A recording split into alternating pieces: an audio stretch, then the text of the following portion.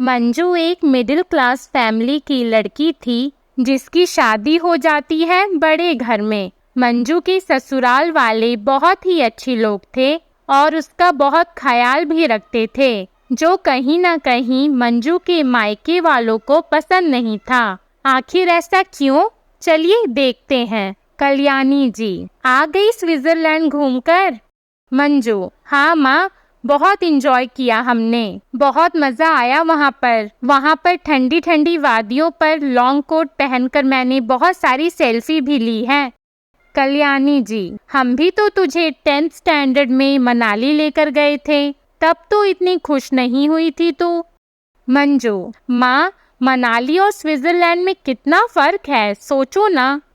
कल्याणी जी: फर्क तो है, पर सब अमीरों के चोचले हैं। बेटा, अभी से इतनी खुश मत हो। पता चला जैसे ही पुरानी हुई, चाय में डूबी हुई मक्खी की तरह ये लोग तुझे घर से निकाल कर फेंक दे। मंजू: माँ, ऐसा कुछ भी नहीं है, यहाँ पर सब मुझे बहुत प्यार करते हैं। कल्याणी जी: अरे मैं तो बस तुझे समझा रही हूँ, तुझसे ज्यादा दुनिया देखी है मैंने। मंजू अपनी माँ कल्याणी से बात कर ही रही थी कि बाहर से उसे अपनी सास शारदा की आवाज आई और मंजू उन्हें जवाब देते हुए: जी मम्मी जी, अभी आई। मम्मी जी बुला रही है, मैं जाती हूँ। कल्याणी जी: मम्मी जी बुला रही है? अरे ऐसे कैसे मुंह पर फोन कट करके जाता है कोई, वहीं शाम को। मंजू: अरे शिवम, तू यहाँ कैसे? नितिन: अरे ऑफिस की कुछ जरूरी फाइल देनी थी तो मैं शिवम को यहाँ ले आया। मंजू: अच्छा, बैठ भाई, मैं अभी चाय लाती हूँ। नितिन: लो शिवम, फाइल मिल गई। शिवम: दीदी मैं जाता हूँ, चाय पानी कभी और कर लूँगा। मंजू: अरे लेकिन। फिर शिवम वहाँ से चला जाता है। नितिन: जाने दो, वैसे भी उसे वहाँ काम था। मंजू: अच्छा। शारदा जी: बहू यहाँ आ, देख मैंने तेरे लिए ये जड़ाऊ हीरे का हार लाया है। मंजू: अरे वाह मम्मी जी, ये तो बड़ा सुंदर है। शारदा जी: सदा खुश रह और जल्दी से एक कप चाय तो पिला दे बेटा। मंजू: जी मम्मी जी। मंजू चाय बना रही थी, तभी उसका फोन बजने लगा। मंजू: अब किसका फोन आ गया?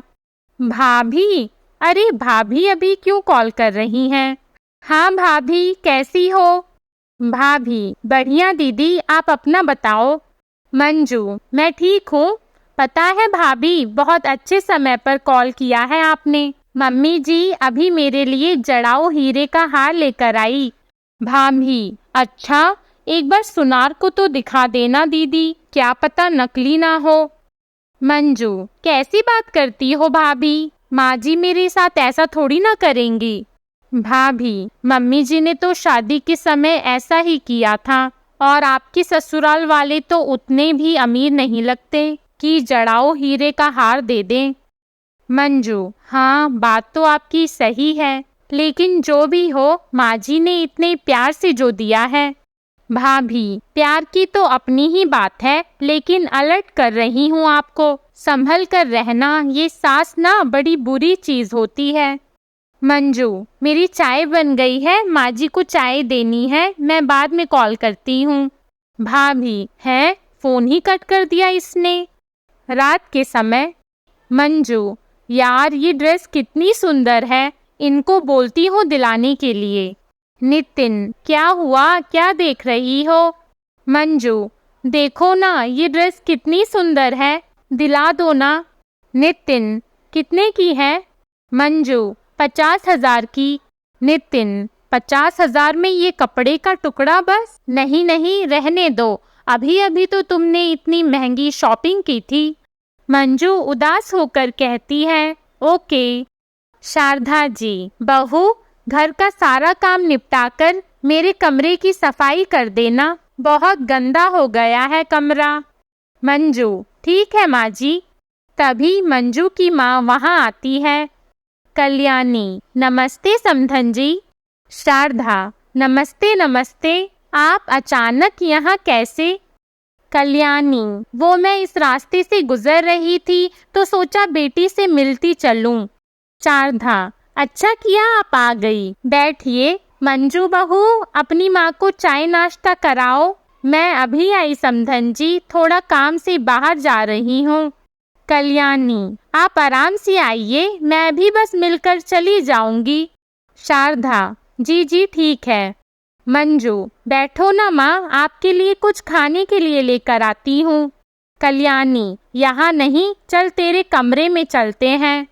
दोनों माँ बेटी कमरे में बैठकर बातें कर रही हैं। कल्याणी, बेटा तू ससुराल में खुश तो है ना? मंजू, ये कोई पूछने की बात है माँ, मैं बहुत खुश हूँ। कल्याणी, वो तो दिख रहा है, तेरी चालाक लोमड़ी जैसी सास तुझे घर का काम बताकर कैसे दुम उठाकर बाहर चली गई। अब करती रहे तू सारा दिन काम, और वो बाहर यहाँ वहाँ घूमकर मजे करे, क्यों? ये नहीं कि बहू इतना सारा काम अकेले कैसे करेगी। आजकल की सास बहू के बारे में सोचती ही कहाँ है। अगर अपनी बेटी की बात होती ना तो पूरा काम करके बाहर जाती। मंजू, माँ रहने दो ना, मैं कर लूंगी। क्यों माँ जी के बारे में ऐसा बोल रही हो? कल्याणी, अरे मैं तो बस तुझे बता रही हूँ, अभी भी समय है, अपनी सास पर रौब जमाना शुरू कर दे और उससे भी काम करवा लिया कर, वरना एक दिन तुझे इस घर से वो धक्के मार कर बाहर निकाल देगी। मंजू, जबकि तब देखी जाएगी माँ, आप चिंता ना करें। ये देखो, ये ड्रेस मुझे बहुत पसंद है, मैंने इनको कहा था दिलाने को, लेकिन इन्होंने मना कर दिया। कल्याणी, कैसा दामाद है, इतना अमीर है लेकिन मेरी बेटी को एक ड्रेस नहीं दिला सकता। बता कौन सी है, अभी ऑर्डर कर देती हूँ। मंजू, माँ ये वाली। कल्याणी, अरे 50,000 रुपए की? बेटा मुझे अभी याद आया, मेरा यूपीआई ना काम नहीं कर रहा, घर जाकर ऑर्डर कर दूंगी। हाँ। मंजू, रहने दो माँ, वैसे भी अभी अभी मैंने इतनी शॉपिंग की है, इसलिए वो नहीं दिला रहे मुझे ये ड्रेस, और वैसे भी ये वेस्ट ऑफ मनी ही तो है। कल्याणी, जरूर दामाद जी ने तुझे बहलाने के लिए ये बात कही होगी। खैर मैं चलती हूँ। वैसे परसों शिवम यहाँ आया था क्या? मंजू, हाँ आया था ना भाई, बस जल्दी में चला गया। कल्याणी, जल्दी में नहीं, तेरे पति के डर से। अरे बॉस जो है तेरा पति मेरे बेटे का, अब काम का इतना बोझ दे देता है, बेचारा सारा दिन काम में लगा रहता है, घर आकर भी उसे छुट्टी नहीं मिलती, रिश्तेदारी का भी कोई ख्याल नहीं दामाद जी को। मंजू, छोड़ो ना माँ ये सब बातें, आपको देर हो रही थी ना। कल्याणी, हाँ हाँ चलती हूँ मैं। वहीं आए दिन मंजू के मायके वाले किसी न किसी तरह से उसे छोटी छोटी बातों पर ससुराल के खिलाफ भड़काने में लगे रहते और दिन में 100 कॉल करते। ये सब कहीं न कहीं मंजू की सास भी नोटिस कर रही थी। एक दिन शारदा, बहू देख किसका कॉल आ रहा है। मंजू, माँ का कॉल है, मैं अभी आई माँ जी।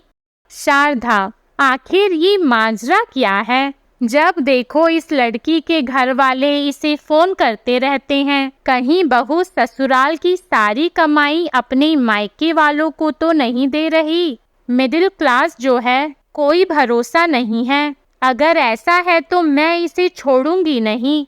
जहां माँ मंजू को ससुराल के खिलाफ कान भरती, तो दूसरी तरफ सास ये वहम पाल कर बैठ जाती है।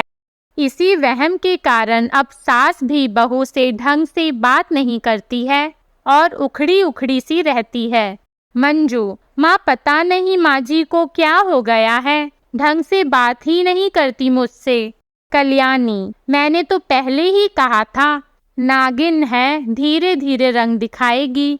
मंजू अपनी माँ से बात कर ही रही होती है कि उतने में शारदा जी वहाँ पहुँच जाती है और कहती है, किससे बात कर रही है बहू?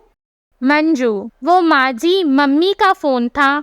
शारदा, ये जो तू कर रही है ना, बंद कर दे सब कुछ। मुझे पता है घर की सारी कमाई तू मायके वालों को देती है और मायके के इशारों पर नाचती है। सास के मुंह से ये बात सुनकर मंजू को बहुत बुरा लगता है, लेकिन वो कुछ नहीं कहती। मंजू, अब माँ को तो सबक सिखाना ही होगा, वरना मेरा घर टूट जाएगा। फिर एक दिन शारदा, समधन जी, आज फिर आप मुंह उठाकर यहाँ आ गई, अब क्या लेने आई हो? कल्याणी, अरे मैं अपनी बेटी से मिलने आई हूँ। और कल्याणी सीधे कमरे में चली जाती है।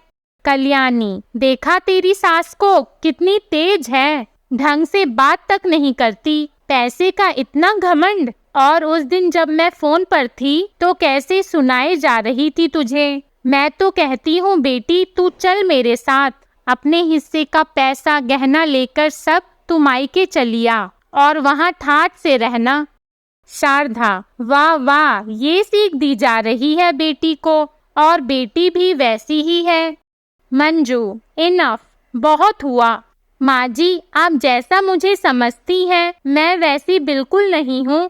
और माँ, आप अगर भाभी की माँ ही भाभी को इस तरह भड़काए और आपका घर टूटे तो अच्छा लगेगा क्या? नहीं ना। अब तक मैं ये सोचकर आपकी बातों को सुनती चली आई थी कि कभी न कभी आप मुझे मेरे ससुराल वालों के खिलाफ भड़काना बंद कर दोगे, लेकिन नहीं। और आप माँ जी, आपको क्या लगता है इनके भड़काने से मैं भड़क जाऊंगी? 24 घंटे मैं इसी घर में रहती हूँ, सब देखती हूँ। मुझे पता होता है कि क्या सही है और क्या गलत। और फिर भी तसल्ली ना हो तो आप मेरे कमरे की तलाशी ले लीजिए। पैसा गहना तो दूर, एक पायल का घुंघरू भी आपको यहाँ से वहाँ नहीं मिलेगा।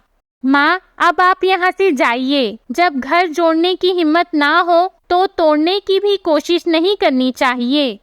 अपनी बेटी से इतनी जिल्लत और फटकार सुनने के बाद कल्याणी जी आज बहुत दुखी थी, और कहीं न कहीं उन्हें इस बात का एहसास भी था कि वो अपनी बेटी के साथ कितना बुरा कर रही थी। शारदा, बहू, मुझे माफ कर दे, मैंने तुझ पर खामखा शक किया। मंजू, कोई बात नहीं माँ जी। शारदा, मुझे गर्व है कि तू मेरी बहू है। और दोनों गले लग जाती हैं। आज एक बहू की सूझबूझ से एक बेटी का घर टूटने से बचा। आपको हमारी कहानी कैसी लगी कमेंट करके ज़रूर बताइएगा, और हमारी वीडियो को लाइक और ऐसी अन्य कहानियों के लिए हमारे चैनल घर घर की कहानी को सब्सक्राइब कीजिएगा। धन्यवाद।